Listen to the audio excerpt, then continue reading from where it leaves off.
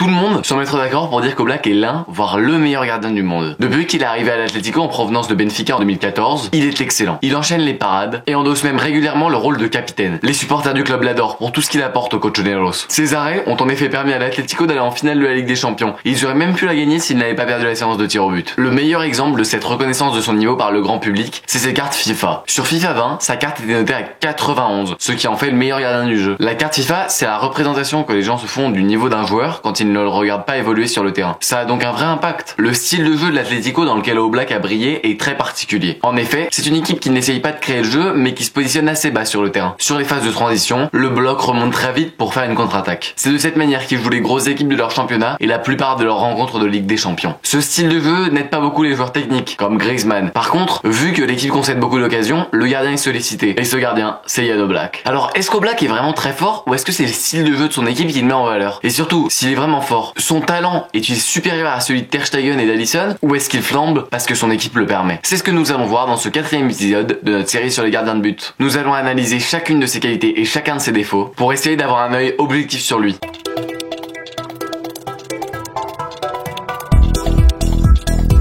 D'abord, un petit point sur son parcours pour comprendre d'où il vient. Oblak naît à Sofia Loka. Ah voilà, c'est mieux comme ça. Une charmante ville du nord de la Slovénie. Il est de 1993, il a donc 27 ans aujourd'hui. Il commence le foot dès qu'il a 5 ans et à 10 ans, il est repéré par le centre de formation du club de la capitale slovène, l'Olimpia Ljubljana. Pendant 6 ans, il y progresse d'une manière spectaculaire. En 2009, Empoli va donc lui offrir un contrat professionnel après des essais concluants. Mais Oblak refuse cette offre et prolonge avec son club slovène, où il monte avec les pros. Pendant l'été 2010, quelques clubs commencent déjà à le repérer alors qu'il n'a que 17 ans, et c'est finalement vers le Portugal qu'il se dirige en signant à Benfica. Les 3 saisons suivantes, Benfica le prête à 3 clubs portugais différents. À chaque fois, il gagne un peu de temps de jeu et montre bien ses qualités sur le terrain. Après 3 ans de prêt, Benfica décide de conserver son jeune gardien pour la saison qui arrive. Lors de la saison 2013-2014, il va donc jouer la plupart des matchs titulaires dans les buts. Benfica va réaliser un superbe triplé, championnat, Coupe du Portugal et Coupe de la Ligue, et ils vont même atteindre la finale de la Ligue Europa face à Séville, qu'ils perdront au tir au but avec Oblak dans les cages. À la fin de cette saison, il s'est montré aux yeux de l'Europe, l'Atlético Madrid le recrute pour la somme de 16 millions d'euros, ce qui fait de lui le gardien le plus cher de l'histoire de la Liga. Il vient en fait pour combler le départ de Thibaut Courtois, ce qui est une grande responsabilité quand on n'a que 20 ans. La saison suivant son arrivée, il est titularisé lors de la finale de la Ligue des Champions, perdu au tir au but par l'Atlético. Les saisons suivantes, les performances de l'Atlético sont mitigées. En Liga, ils n'ont plus gagné de titre depuis 2014, avant l'arrivée de Jan Oblak. Et en Ligue des Champions, ils n'arrivent pas à passer l'écart. À noter quand même la Ligue Europa remportée par les hommes de Simeone face aux Olympiens. Maintenant que nous connaissons son parcours, on va se plonger dans ses qualités pour connaître son vrai niveau. Jan Oblak est un grand gardien. Il mesure 1m88, ce qui est plus grand que Ter Stegen mais moins qu'Alisson. Il sait bien se détendre pour aller chercher des ballons loin de là où il est positionné. Pour le voir, nous allons regarder quelques extraits de match. Le premier vient d'une rencontre face à Séville. Un milieu andalou arrive vers la surface de réparation madrilène et frappe de loin. Oblak se détend bien pour aller chercher le ballon de la main gauche. En plus, la trajectoire n'est pas facile à anticiper car le ballon rebondit avant d'arriver sur le gardien. Le deuxième clip est extrait d'une rencontre face à Villarreal. Après une superbe passe qui casse une ligne, un attaquant de Villarreal se retrouve dans la surface de réparation. Il fait une tentative de centre, mais elle est contrée par Savic. Le ballon se dirige alors vers la lucarne d'Oblak, qui doit bien sauter et se détendre pour éviter le but. Le troisième extrait est un arrêt exceptionnel. Les Madrilènes se déplacent sur le terrain du Betis Séville. Alors que les hommes de Simeone mènent 1-0, un attaquant andalou envoie une superbe volée en direction de la cage du Slovène. Alors, très rapidement, il se détend bien et réalise une superbe parade main opposée. Ce bel arrêt permettra aux Colchoneros de conserver leur avance. Oblak a donc la capacité de faire de bons sauts et ne compte pas que sur sa taille pour faire de bons arrêts. Sa détente est excellente. Je lui mets donc la note de 9 sur 10 en détente où il se place probablement parmi les meilleurs gardiens du monde.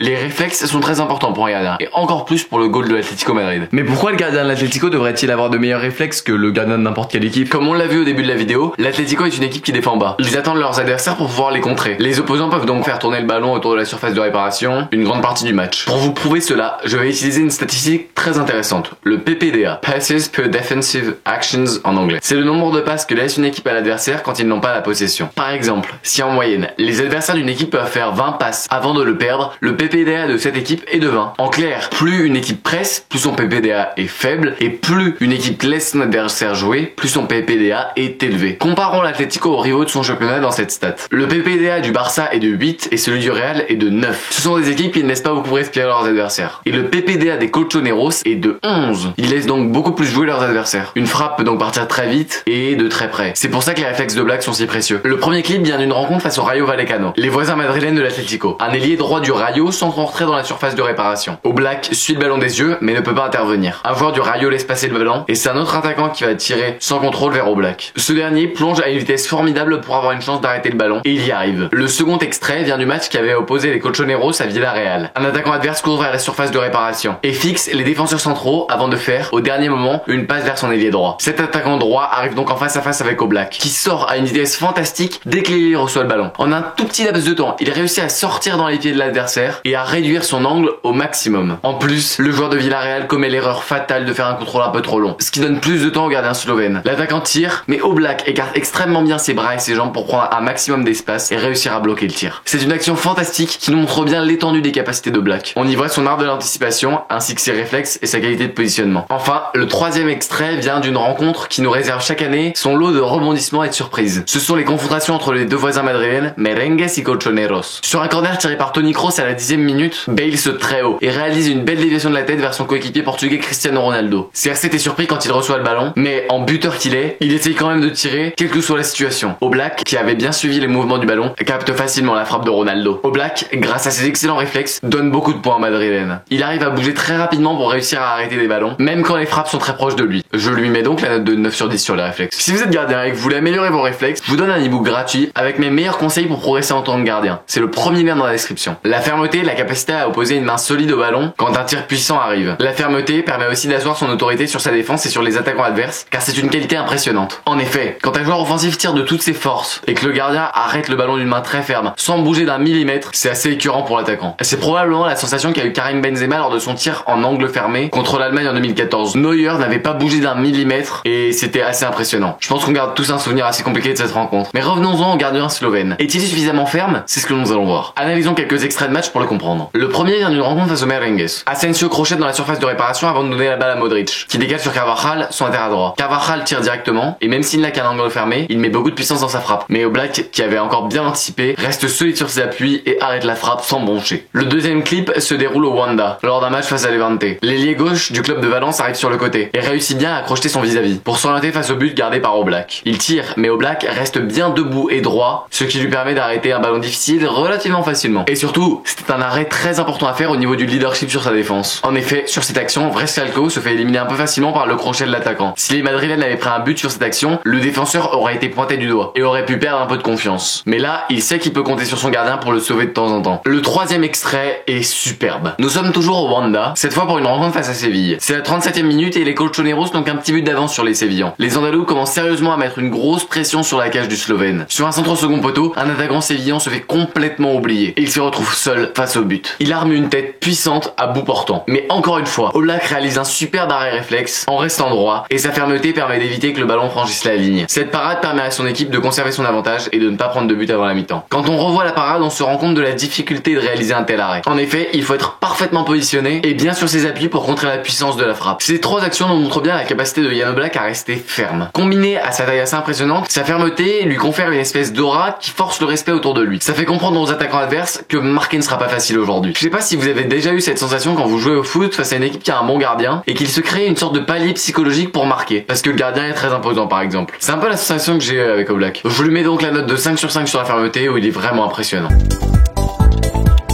Quand on est le gardien d'une équipe qui défend beaucoup, comme Oblak, le positionnement est encore plus important que pour les autres gardiens. En effet, quand le ballon tourne beaucoup autour de sa surface, il est obligé de bien s'orienter pour suivre les déplacements des joueurs et du ballon. Et dès qu'un centre est réalisé, il faut être bien positionné pour pouvoir se saisir du ballon. Nous allons donc voir si Oblak se positionne correctement ou pas. Dans le premier extrait qui vient d'une rencontre face à Eibar au Wanda, l'attaquant droit basque rentre vite dans la surface de réparation et adresse une passe en retrait vers son attaquant de pointe. Mais son centre n'est pas bon. En effet, le ballon est trop proche d'Oblak, qui aurait pu sortir et saisir la balle. Mais très curieusement, il hésite dans sa sortie et laisse le ballon passer avant de reculer vers son but. Le buteur d'Eibar ne se fait pas prier et adresse un joli coup de tête puissant au fond des filets. Je ne comprends vraiment pas pourquoi il n'est pas sorti alors qu'il en avait la possibilité. C'est une grosse faute de positionnement qui va coûter un but à son équipe. Le deuxième extrait vient d'une rencontre face au Rayo Vallecano. Alors qu'un attaquant adverse arrive sur le côté gauche de sa surface de réparation, Oblak ferme bien l'angle de son but pour l'empêcher de tirer. Ensuite, l'attaquant fait un centre en retrait vers un coéquipier qui réussit à éliminer un défenseur central madrilène. À ce moment-là, Oblak comprend que le danger est proche et qu'il faut sortir très vite pour éviter de laisser trop de temps au buteur adverse. Il sort donc à toute vitesse de son son but et se jette dans les pieds de l'attaquant adverse. Ce qui fonctionne car il réussit à arrêter le ballon. Quand on revoit la sortie, on se rend compte de la vitesse impressionnante avec laquelle il sort. Enfin, le dernier clip face au Real nous montre encore une fois sa capacité à bien se positionner dans l'espace. Sur une contre-attaque, Toni Kroos décale sur Asensio et le jeune espagnol veut tirer. Mais Oblak avait déjà remarqué que la passe de l'allemand était trop longue. Encore une fois, il sort très vite pour aller chercher le ballon avant qu'il n'arrive dans les pieds d'Asensio. Au niveau du positionnement, on voit qu'il sait sortir vite, mais il doit s'améliorer dans l'anticipation des centres. Je décide donc de lui mettre la note de 6 sur 10. Mention peut mieux faire. En résumé, il a donc obtenu 9 sur 10 en détente, 9 sur 10 en réflexe, 5 sur 5 en fermeté et 6 sur 10 en positionnement. Au total, il a donc la note de 29 au niveau de la capacité à arrêter des ballons. C'est plutôt bon. Ça le place avec 1 point de retard sur Ter Stegen et 2 points d'avance sur Alisson. Nous allons maintenant voir le jeu au pied d'Oblak et c'est très intéressant.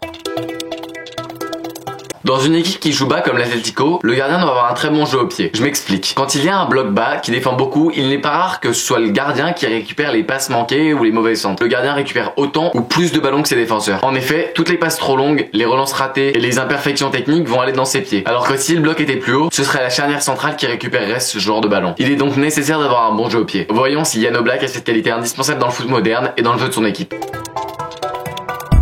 Quand son équipe est sous pression, Oblak doit être capable d'envoyer des ballons loin et fort pour leur permettre de respirer et de se replacer. En est-il vraiment capable? Le premier clip vient d'une rencontre face au Merengues où il dégage le ballon avec un gros high kick très élégant. Le ballon part loin et fort, ce qui semblait être son objectif. Au final, le Real va récupérer le ballon, mais ça s'est pas joué de beaucoup. Le deuxième extrait vient d'un match très récent, puisque c'est la rencontre qui a opposé le RB Leipzig aux hommes de Simeone lors du Final 8 au Portugal. Sur cette action, il reçoit le ballon d'un de ses défenseurs et dégage directement très fort, sans aucun contrôle. Le ballon part très haut et très loin, qui est bien ce qu'il voulait faire. En plus, cette fois, les Madrilènes vont réussir à récupérer le ballon à la fin de l'action. Enfin, le dernier clip se déroule face à Chelsea à Stamford Bridge. C'est sur un 6 mètres et il décide de le faire en force vers son attaquant de pointe. Le problème, c'est que son dégagement n'est pas assez puissant et que derrière, c'est un Anglais qui peut récupérer le ballon et relancer vite. S'il avait tiré un peu plus fort, il aurait pu relancer le ballon à son attaquant, mais il a échoué. En puissance, je décide donc de lui mettre la note de 4 sur 5. Il est suffisamment fort pour envoyer le ballon là où il le veut dans 90% des cas, mais le reste du temps, ce n'est pas toujours bon. C'est vraiment dommage pour lui car aucun autre gardien n'avait perdu des points sur la puissance dans les dernières vidéos de la série.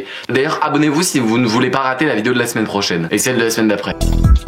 La précision va être importante pour Oblak, car il lui arrive de tenter des passes compliquées. Plus une passe est compliquée, plus il faut de précision pour réussir à la réaliser correctement. Analysons quelques actions pour comprendre le niveau de précision du goal slovène. Le premier clip vient d'un match face au rival madrilène. Sur cet extrait, donc, Oblak cherche à donner du temps à son équipe. Il veut dégager loin vers Antoine Griezmann. Malheureusement pour le français, le dégagement du slovène est un peu trop long et il ne peut même pas toucher le ballon qui revient directement dans les pieds de l'adversaire. Le deuxième extrait se déroule encore face au Real, mais c'est dans une autre rencontre. Oblak veut prendre des risques dans sa relance. Il voit qu'un de ses coéquipiers fait un bon appel vers la gauche. Il va donc essayer de le servir en profondeur, mais met le ballon trop dans l'axe alors que l'appel longe la ligne. C'est donc en plein dans la course d'un merengue que le ballon va finir. C'est dommage parce que l'idée était bonne, mais la réalisation catastrophique. Pour finir, le dernier clip vient d'une rencontre de Ligue des Champions au Signal Iduna Park. Oblak doit relancer le ballon au pied et voit qu'il doit tirer fort, car l'un de ses attaquants se place en pivot. Il va donc viser son coéquipier. La stratégie fonctionne plutôt bien, car son coéquipier peut récupérer le ballon, puis le transmettre pour que les colchoneros repartent de l'avant. Malgré des erreurs occasionnelles quand il tente les passes les plus compliquées, Oblak est globalement assez précis et ne se rate pas souvent sur les passes les plus faciles. Je décide donc de lui mettre la note de 6 sur 10. Pour la relance à la main, c'est un peu la même chose que pour le jeu au pied. Oblak récupère beaucoup de ballons, à cause du style de jeu de son équipe. Voyons ce qu'il fait de tous ces ballons. Dans le premier extrait, on voit qu'il relance sur le joueur le plus proche de lui. Mais il aurait pu faire avancer le jeu de son équipe sans prendre beaucoup de risques en faisant la passe à son latéral gauche. Mais non, il décide de faire la passe la plus courte. Heureusement, il procède différemment dans le deuxième extrait. C'est face à Leipzig et Oblak se rend compte qu'il faut jouer vite. Il voit sur le côté gauche un bel appel et sert parfaitement son coéquipier pour qu'il puisse avancer avec le ballon. De cette manière, il peut lancer une belle contre-attaque. J'adore le troisième extrait. Il me montre une certaine mentalité chez les Slovènes qui est la mentalité de je vais participer au jeu de mon équipe. Là aussi, tout se passe sur le côté gauche. Il récupère le ballon après une bonne anticipation sur un centre et lève la tête pour voir les potentiels appels de ses coéquipiers. Sur le côté gauche, un Madrilène fait un gros sprint et il est immédiatement repéré par Oblak qui va lui transmettre le ballon. La passe est parfaite et passe pile entre les deux joueurs de Leipzig qui ne peuvent rien faire pour arrêter le ballon. Une belle attaque est donc lancée mais finira sur un centre raté. Je décide donc de lui mettre la note de 5 sur 5 car il est assez rare de voir des gardiens prendre autant de risques sur des relances à la main. Je pense notamment à Ter Stegen qui est extrêmement frileux dans ce genre de situation. Quand j'ai commencé à réfléchir à la vision de jeu d'Oblak, je suis tombé dans un piège. Je me suis dit, de toute façon l'Atlético c'est une équipe qui essaie jamais de construire le jeu, donc le fait qu'Oblak ait une bonne vision de jeu ou pas, ça change rien pour l'Atlético. Je me suis trompé sur toute la ligne. Je me suis dit que seules les équipes avec un style de jeu orienté vers la possession auraient besoin d'un gardien avec une bonne vision de jeu. Mais j'avais tort. La vision de jeu du Slovène rapporte souvent des points au madrilène. Le premier extrait vient d'un match face au rival et voisin. Oblak a le ballon et il a du temps, même beaucoup de temps pour réfléchir à ce qu'il va faire et pour s'appliquer. En plus, c'est à la 30e minute et les deux équipes sont à égalité, ce qui signifie qu'il a pas besoin vraiment de se dépêcher pour jouer. Il peut prendre prendre tout son temps. Il a une bonne solution sur le côté gauche avec son ailier qui fait un appel dans une zone de jeu où aucun défenseur ne peut le gêner s'il essaye de récupérer le ballon. Malgré ça, Jan Oblak fait la passe la plus facile sans prendre aucun risque et c'est vraiment dommage parce qu'il y avait quelque chose à faire. Le deuxième clip provient encore d'un match face au Merengue. C'est le début de la rencontre et il y a toujours 0-0. Oblak accélère quand même le jeu avec une belle relance. À la trajectoire très tendue, le ballon atteint son destinataire et l'Atlético peut commencer une attaque placée assez haut sur le terrain. Enfin, le dernier extrait vient d'un match d'Europa League face à Arsenal. Dans les premières minutes de la rencontre, le gauche slovène voit un ballon arriver dans sa surface. Mais alors qu'il a un peu de temps pour contrôler et réfléchir à ce qu'il va faire, il dégage directement sans contrôle. Évidemment, comme il ne s'applique pas, il rentre directement la balle au londonien, qui ne demandait pas mieux que ça. Suite à l'analyse de ses actions, j'étais un peu déçu par la vision de jeu d'Oblak. Visiblement, il comprend bien le jeu de son équipe et sait lire le jeu, mais il ne fait pas souvent l'effort de prendre son temps pour se poser, réfléchir à ce qu'il va faire et appliquer sa transmission de balle. Il se précipite un peu trop souvent et je décide donc de lui mettre la note de 5 sur 10. En plus, la progression n'est pas difficile ici. Il a déjà la compétence, il ne lui manque plus qu'à l'appliquer. Après, j'avoue que c'est facile de dire ça en regardant les matchs derrière son écran, mais c'est plus compliqué quand des dizaines de milliers de personnes vous crient dessus dans un stade bondé et que vous avez l'impression d'être le gardien d'une des plus grandes équipes européennes. La conduite de balle peut être très utile quand on joue dans une équipe qui ne tient pas le ballon, car il faut souvent temporiser avec le ballon dans la en attendant qu'un de ses coéquipiers propose un appel correct. Oblak a-t-il une bonne conduite de balle? Le résultat est, vous le verrez, assez surprenant. Le premier extrait vient d'un match de Ligue des Champions face au PSV Eindhoven. Il récupère le ballon dans sa surface de réparation et il a beaucoup d'espace devant lui. Il commence alors à pousser le ballon et à avancer, mais très rapidement il s'arrête et préfère faire une petite passe sur le côté. Pourtant il avait encore du temps et avancer un peu plus aurait pu permettre à certains de ses coéquipiers de proposer de meilleurs appels. Et puis le deuxième extrait, il y en a pas. Je vous explique. Pour faire cette vidéo, j'ai regardé plus de 30 matchs entiers de Oblak et je n'ai pas trouvé un seul moment où il prend des risques balle au pied. À chaque fois c'est le même schéma qui se répète. Il reçoit le ballon au pied, commence à avancer et puis il s'arrête et fait une passe très simple sur le côté en général. Je ne peux pas me l'expliquer. Pourquoi est-il comme ça? L'explication la plus plausible selon moi serait une consigne très stricte de Simeone qui ne peut pas se permettre que son gardien flambe. En plus ça pénalise son équipe parce que de temps en temps il pourrait avancer et participer au jeu de son équipe mais il s'arrête tout le temps. Je peux donc pas mettre une bonne note à Oblak au niveau de la conduite de balle tout simplement parce qu'il ne prend aucun risque. Je décide donc de lui mettre la note de 1 sur 5. On sait même pas s'il est bon ou mauvais en conduite de balle vu qu'il prend jamais le risque de le tenter. D'ailleurs si vous avez en tête des actions où Oblak prend des risques balle au pied, mettez-les en commentaire pour que je vois un peu. Bon. Je pense que vous en doutiez, si Oblak ne prend aucun risque sur la conduite de balle, il ne va pas soudainement devenir Ronaldinho au niveau des dribbles. Mais bon, même si je m'attendais à rien, je suis quand même déçu. Car j'ai beau avoir épluché internet de fond en comble pour ne trouver ne serait-ce qu'une seule action où il dribble, j'ai rien vu. Quelle déception. En plus, je pense que comme vous, j'aime la section dribble pour trouver des pépites. Mais là, rien à faire, j'en ai pas trouvé. Heureusement pour lui, les dribbles ne constituent que des bonus dans la notation de cette série. Après, au-delà de l'aspect artistique et marrant de certains dribbles de gardiens, les dribbles peuvent vraiment faire avancer une équipe. Je ne mets donc aucun point bonus à Oblak sur les dribbles parce qu'il n'en fait pas. Après, je préfère un gardien qui tente 0 dribble plutôt qu'un gardien qui en tente tout le temps mais qui se rate à chaque fois. Quand on ne sait pas dribbler, il faut en être conscient et ne pas tenter de skills. C'est vrai pour les gardiens car la moindre erreur peut coûter un but, mais c'est aussi vrai pour les autres joueurs de champ. J'ai vu trop de milieux et d'attaquants qui tentaient des dribbles alors qu'ils ne savaient pas réaliser ces gestes techniques. Si vous êtes attaquant, vous n'êtes pas obligé de savoir dribbler, quoique. Tiens, c'est intéressant comme sujet de vidéo. Un attaquant doit-il vraiment savoir dribbler? Dites-moi dans les commentaires si ça vous intéresserait. Ici se termine donc la section sur le jeu au pied. Il faut avouer que j'ai été très déçu par Oblak sur cet aspect. En résumé, il a obtenu 4 sur 5 en puissance, 6 sur 10 en précision, 5 sur 5 en relance à la main, 5 sur 10 en vision de jeu, 1 sur 5 en conduite de balle et aucun point bonus en skills. Ces 21 points le placent avant-dernier de notre classement provisoire avec un maigre point d'avance sur Alisson et 6 points, oui, 6 points de retard sur Marc-André Ter Stegen. Je sais pas si Oblak a encore une marge de progression au niveau du jeu au pied, mais je pense pas. En effet, il a déjà un certain âge et il a probablement passé son niveau maximum. Même si pour un gardien, on ne sait jamais vraiment quand est-ce que la carrière est finie. En tout cas, ce qui est sûr, c'est que la prochaine fois que vous allez regarder un match des Colchoneros, vous serez attentif au jeu au pied du gardien slovène. On arrive donc à la partie psychologique, qui est pour moi la partie la plus intéressante de cette série. C'est ici que se creuse la différence entre les grands gardiens et les tout meilleurs, ceux qui peuvent postuler au titre de meilleur gardien du monde. Oblak peut prétendre au titre de meilleur gardien du monde. Alors analysons sa psychologie.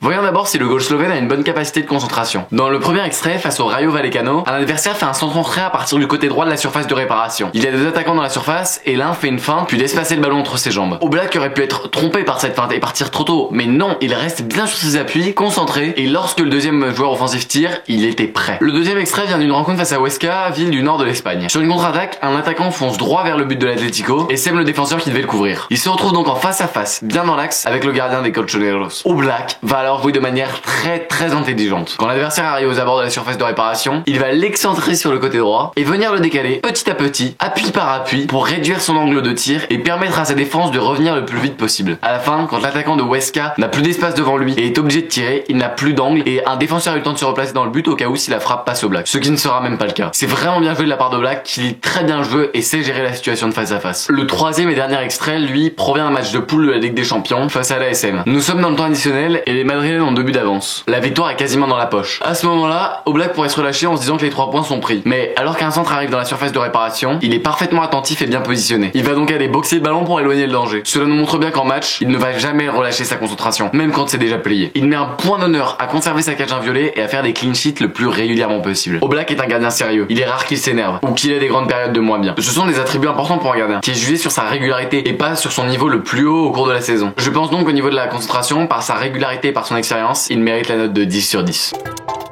Oblak est au club depuis 2014, soit 6 années, et franchement, on peut pas dire qu'il soit pas intégré dans le vestiaire des Colchoneros. C'est pas le genre de gardien à rester isolé de son côté. Il va aller s'ouvrir vers les autres, même s'il ne maîtrisait pas bien la langue à son arrivée. Il va réussir à s'intégrer dans le groupe, notamment grâce à la bonne entente qu'il avait avec Godin, qui était le capitaine de l'Atlético avant son départ. Aujourd'hui, il continue à bien s'entendre avec tout le monde et est très respecté dans le club. Que ce soit par ses coéquipiers, par le staff, mais surtout par ses supporters. En même temps, quand on donne autant pour un club en étant fidèle et efficace depuis tant d'années, il est normal qu'il y ait un certain respect du côté du club. Malheureusement, c'est pas toujours le cas, c'est même pas régulier dans les grands clubs européens. On repense bien sûr à Iker Casillas, presque poussé dehors par les merengues quand son niveau avait commencé à baisser, avec la fameuse conférence de presse où il fond en larmes. Plus récemment, on a eu aussi un triste exemple avec le départ du Barça de Luis Suarez, qui sort en pleurant, seul dans sa voiture. Je comprends vraiment pas pourquoi certains clubs continuent à ne faire aucun effort, mais bon, ça c'est pas le sujet de la vidéo. Pour en revenir à Oblak et à sa capacité de meilleur homme, voici quelques extraits où il a dû être le leader de sa défense. Le premier clip est assez particulier. Nous sommes dans le premier quart d'heure d'une rencontre face à Alaves, et Oblak doit effectuer une relance au pied. C'est un geste qu'il a probablement réalisé des centaines de fois et dont il commence à avoir l'habitude. Pourtant, il relance sur le seul de ses défenseurs qui est à proximité d'un adversaire. Ce défenseur n'a pas le temps d'anticiper ce qu'il va faire. Il est surpris et perd le ballon. L'attaquant qui le récupère n'hésite pas une seule seconde et court vers le but d'Oblak. Il réussit très bien son face-à-face et inscrit le premier but de la rencontre. On pourrait dire que cette action concerne un problème de jeu au pied ou de vision de jeu, mais elle soulève aussi un gros problème de management. En effet, en donnant le ballon à un défenseur qui est marqué par un attaquant, Oblak le pousse involontairement dans un piège. Cela aura pour conséquence de baisser le niveau de confiance que ce défenseur avait pour Oblak. En plus de cela, cette action va affecter toute l'équipe qui a presque commencé le match avec un but de retard. Le deuxième extrait est un match qui rappellera des mauvais souvenirs à beaucoup d'entre vous, surtout ceux qui boivent du pastis. Ce match, c'est la finale de la Ligue Europa de 2018. C'était au stade de Lyon. C'est le début de match et il y a toujours 0-0. Thauvin veut adresser un ballon à la surface de sa réparation, mais il se manque et allonge trop son centre. Oblak va donc sortir et tranquillement capter le ballon. Ce n'est pas capter le ballon en soi qui m'intéresse dans cette action, mais c'est surtout son attitude après. Cela peut paraître ridicule, mais je trouve que les petits pas qu'il fait après dégagent une impression de calme, une sérénité hors du commun. En plus, c'est un gardien de but comme ça, la confiance est contagieuse, c'est-à-dire que ses coéquipiers sont impactés par son comportement. Le dernier extrait est issu d'un match qui est resté dans le cœur des fans de l'Atlético pour environ 2 semaines. C'est la fameuse rencontre de 8ème de finale de Ligue des Champions où certains disent que Simeone avait fait un geste obscène. C'est la 90e minute au moment de l'extrait et les Colchoneros mènent 2-0. C'est un très bon résultat pour l'Atlético qui n'a pas encaissé de but à domicile. Mais un seul petit but à l'extérieur de la Juve peut tout changer. Les Turinois sont donc tous en attaque en espérant pouvoir marquer un but. Sur un coup franc qui se transforme en centre en retrait, un Italien tire très bien. Mais Oblak reste concentré et repousse bien le ballon, ce qui donne du temps à son équipe et sauve un but. C'est important de savoir qu'on peut compter sur son gardien dans ce genre de moment. Oblak est donc, et on peut vraiment le dire, un excellent leader. Il sait motiver ses troupes, mais aussi leur donner de la confiance, même quand l'enjeu est grand, comme en Ligue des Champions. En plus, il a la chance d'évoluer dans un groupe qui vit bien, et surtout avec un entraîneur qui sait parfaitement comment motiver une équipe. Je décide donc de lui mettre la note de 8 sur 10 en leadership.